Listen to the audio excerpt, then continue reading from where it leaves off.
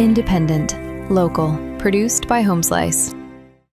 I gotta say, so you've been at this for almost 50 years, and in that course of time, Long time, huh? that's a long time.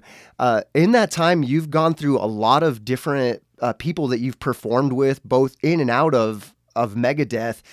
So my question to you is, with all those lineup changes, it's got to be so difficult to kind of keep that momentum. So I want to ask, like, what is your source of inspiration to keep going? Certain people say that there's been a lot of people that have been in Megadeth, but there's been a lot of people that have said they were in the band. Um, were you know People who were auditioned, people who were in name only. Um, we for almost 50 years, the amount of people that we have on record is really pretty small. If you think about David Bowie, um, he had loads of people he played with, and for me, I wished that it was just one lineup the whole time, honestly, but you don't always have that luxury of playing with the same people for long periods of time, especially in something as intense as thrash metal, because face it, thrash metal is a young man's game, and certain people grow up, they grow old, and some people change. They still have the fire. Some people don't. Was it the Risk album where you kind of tried something different? It wasn't as fast. It still had the heavy elements, but it wasn't as thrashy, I guess would be the way to Yeah. say it. No, you're right. The tempos were different. When we did that album, we'd gone in the studio, and of course, you have success with one guy. The management team that you have will absolutely, certainly want to stick with that guy, and try and double down on whatever the winning recipe was from the previous album, and that's usually what happens whenever we would have something that was really successful. Our managers, regardless who they were at the time, they'd always want to do the same thing. They'd want to double down. Sure. Recapture lightning in a bottle. Yeah, but we kind of got away from that old, uh, worn out, threadbare management style, and started, doing things a little bit more uh, progressive, and thinking about, what is it that I would want as a fan, and that's what made Megadeth super successful in the beginning, was the drive that we had, based off of what I wanted as a fan. Because we weren't thinking, millions of records and so on. It was more along the lines of, what makes me happy. And what was it that made you happy? What was it that you wanted? There was just I don't know, just a quality about the music and the scene that we were all a part of, that I really loved being in the middle of. We would go places, and we would see people, and they were, and that was a great feeling, because it was like we had our own private club, and we would show up, and it just felt good, because everybody that was there um, was part of that scene, part of that metal, part of that brethren, and we all wanted to be part of that scene, and we all knew who was part of that scene. A very famous shirt that was being worn around a long time ago was a hand painted uh, T-shirt of one of the guys from Motley, and it was a shirt that had a line through it and it said "No posers." And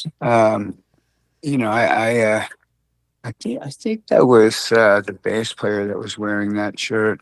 But anyways, there was a huge standoff between, the guys that played metal and the people who were the more of the pop kind of guys, the glam guys. During that whole scene, because I mean, you guys kind of coincided with that timeline during the 80s, the hair metal Yeah. thing was going on. How did you, I mean, you maintained to your style. You weren't pulled into that at all. You still stayed true to what you were doing. Was there Yeah. ever like a doubt in that where like you felt like you needed to conform, or was it like all the way we're doing what we do? Oh, that's funny. It's funny you asked that. Come on, Romeo. Um, was there ever a doubt, you say? Well, yeah. Did you ever feel an inclination to shift your sound to kind of conform into some of like the scene that was happening, or was it always? Did you always feel just so confident about what you were presenting and delivering? Nah. If I had to become part of a scene that I did not like, in order to fit in, I don't think I would want to be part of that scene. I don't think I could. I don't think I could do that. That imposter syndrome is just. It's That's just not me. I love that answer. You got to stay true to your roots, right? Yeah, you have to. I love that. Yeah.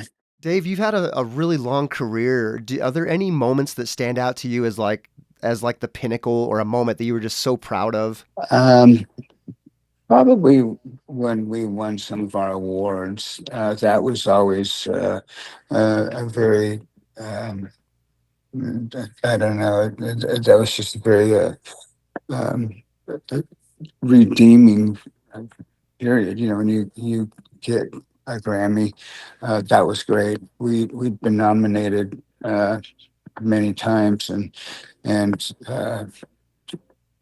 it just didn't seem like it was ever going to happen.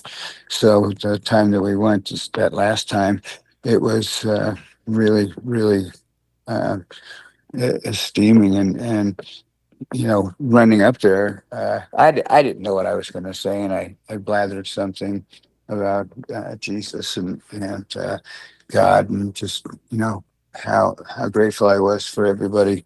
And you think you're going to get up there and you're going to thank everybody, um, and you have some idea, and then it happens, and just no way you remember. Sure, just a blur of a moment. Yeah, I just my brain just sounded like one of those little micro cassette recorders. But you know what I had? I had a really really amazing time standing up on the stage after we won our Grammys. We're coming up on what quite possibly is going to be our triple platinum album. You know, adding all the records together with Megadeth and Metallica. We've sold a lot of records, but it's the individual things that really uh, are redeeming as well. Like when we got the Clio Award, which was for the most innovative business um, campaign, and I didn't know we were going up for a Clio. What the hell's a Clio? Well, it's a business campaign, and same thing with the Genesis Award from the ASPCA kind of thing, where they protect animals. Um, Oh, like the Humane Society Award. yes, yes, yes, yes, yes, yes. What was that all So about? It was about Countdown to Extinction. We'd done that album, and we had this song Countdown, and we had there was a magazine that came out. It was a Time or a Newsweek or something like that, and Nick Menza had copied down a bunch of the words from the story and then handed them to me. And I said, "What am I supposed to do with these?" And so I turned that into a song, and it ended up being Countdown to Extinction. And at that point, we were doing that album, and it was perfect timing because we had a song that was really dramatic and dark, and we needed to have a lyric for that, and that was exactly what Countdown ended up being. Oh, that's incredible. Yeah, it was perfect timing. Oh, that's so cool. And what an unexpected acknowledgement from a society like that Yeah, in rock and roll. it was very cool. One of the things I really want to ask you is you're part of the big four. I mean, you're such an influential guitarist and just artist in general. Has that set into you? Like, do you realize how big of an influence you've been in music for other people? And how does that feel? It feels pretty cool. I don't, I try not to let it go to my head. I like having respect of people for something that I do. You know, it's like there's an old saying, it's more important what God knows than what man thinks. And I think that's pretty important for me to keep in my mind when I go throughout my day because, you know, there's a lot of people that are little guys that see me and that they look up to whoever Dave Mustaine is, and I don't want to be some uh, guy that shows somebody something and they end up getting themselves into trouble because they watched me do something dumb. Uh, a bunch of opportunities where celebrities were in front of people, their fans, and they didn't care about what they were doing or the display of their behavior in front of their fans. And I thought, man, that's pretty good, you know. So this year you released your 17th album, your self-titled album. Um, how does you're done? That's your final album. Yeah. How does it feel like putting some finality to it? And do you feel like you've said everything you want to say with your music? Well, it's not because I want to quit. You know, my hand is giving me problems, and I don't want to keep playing if I can't play. You know, that to me is a little frightening. I don't want to go out in front of our fans and not be able to do my best. I want to make sure that I do my best in that um, it's always you know fans will always be smacking each other, saying, "Can you believe what I just saw?" That kind of stuff. That to me is cool. Um, so yeah, I, I don't know how much longer we'll be touring. It it, uh, it may be a little while. It may not. Well, I can definitely respect that. I understand what you're saying about wanting to be able to deliver the best you absolutely can, and when you can't anymore, you can't fake it. Yeah, and it sucks when you got guys that don't have a debilitating situation that are just being lazy, you know. Sure. Oh yeah. And you see him just taking the easy way out. That to me is kind of shitty. But I am who I am when it comes down to playing and the way that I take the stage. I don't want to ever go out there and do it half-assed. I want to make sure that I kick ass every time I take the stage. And I believe that every time we've hit the stage um, on this last tour. Every date that we've done so far, we've done that. That it's 100%, and we're ready to go.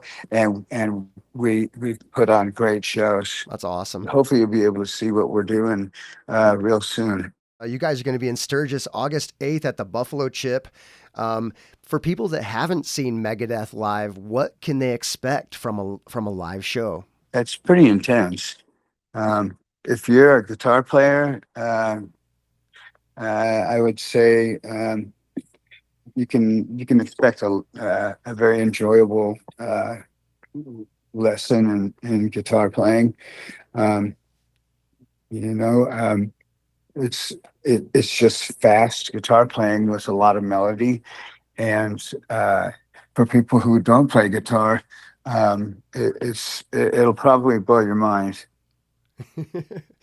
I can't wait to see it. I saw you guys at the Great Saltaire in Salt Lake City about, I don't know, maybe 12 years ago, and Wow. I couldn't leave to go to the bathroom, man. I was just glued. Because it just blew my mind. It was intense, just like you're saying. In fact, the hairs That's the hilarious. hairs on my arms are raising as we're talking about it because I'm remembering it. That's crazy. Just I was just beaming, man. It was great. Um, That's fantastic. can I ask you one more question about the Yeah, thanks. show, about touring? Dave, what are you gonna miss the most about? I mean, you've been doing this a long time. What will you miss most about leaving touring? The faces, Wow. the faces. Oof. Seeing everybody, um, just seeing how their eyes are just wide open, watching something that they've they've never seen before. Do you have any plan for something that can kind of like segue you into like the next chapter? Is there something else that will, kind of take its place in some fashion? Pinball. No, I'm just playing. I'm just playing. Yeah. No, I don't really know at the moment. Just became a grandpa uh, yesterday, and I'm very, very excited. This is the second time. That's amazing. Life is really good right now, so I'm just enjoying everything right now. I'm very happy for you, Dave. I think that's amazing, and Thanks, thanks, man. yeah, totally. Well, I just want to say thank you so much for the years of music, Dave, and congratulations on being a grandfather again, and congratulations on a great career. I'll look forward to seeing you August 8th. Cool. Thank you. Thanks so Thank you very much. much. Okay, bye bye. Take care now. Goodbye. Okay.